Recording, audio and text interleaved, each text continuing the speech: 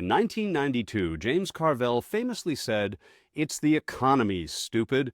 In 2025, we found out who he was referring to. When we win, you will rapidly see a brand new Trump economic boom. It's going to be booming like it was 4 years ago. Well, boom, here's the truth, stupid. It's our featured story from MSNBC, The Last Word, last night, and as you are about to see, DJT gets a failing grade based upon the latest feedback, blowback polling. The numbers are stunning. First, let's listen to Donald as he is flanked by his flunkies like, Robert Dead Bear Dragon Kennedy Jr. and Scott Live Musk Punchin' Besant. This is just from 6 rosy months ago. The economy, I believe, is going to be very strong. We do have to solve some problems. We have wars going on that we didn't have. We have a lot of things happening that we didn't have that would have never happened. They would have never happened, but now they have happened. And I want to get them solved. We're cutting your taxes. We're going to cut them very substantially. We got them down to 21% from probably 42 or 44%, depending on where you are. And we got them down to 21. Everyone said that was a miracle. So has that magnificent, perfect, beautiful promise been fulfilled?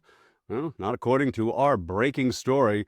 You're about to see it in just a second. And certainly not according to this fantastic recent spot from the Lincoln Project. Donald Trump said he had a plan.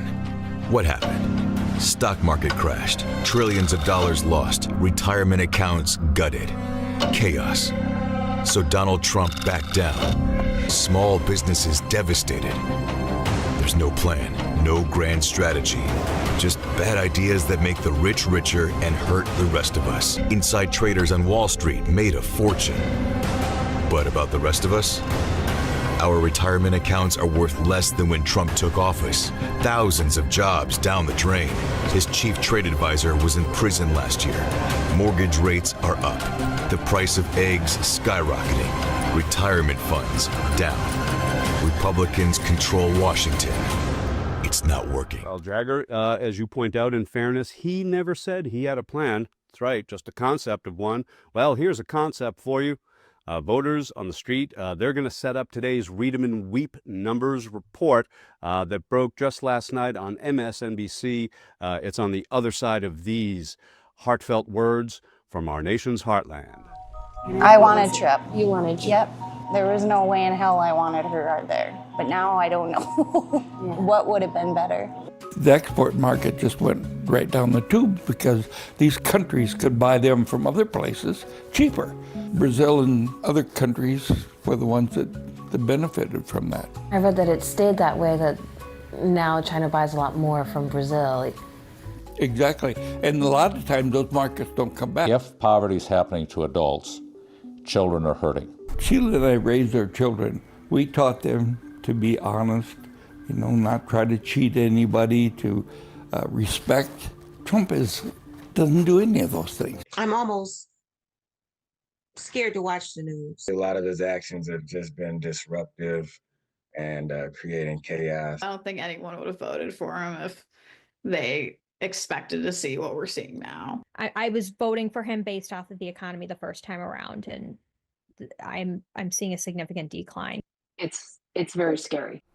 Oh, scary indeed. So let's get to it with Catherine Rampell last night on The Last Word with the latest bad news numbers for the great negotiator and the big-time businessman, or at least that's what he plays on TV, Donald Trump.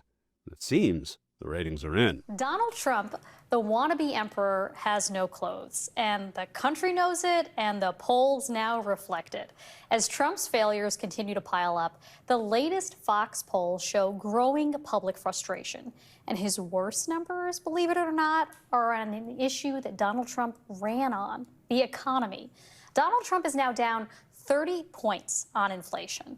64% of registered voters disapprove of Trump's handling of inflation, and only 34% approve.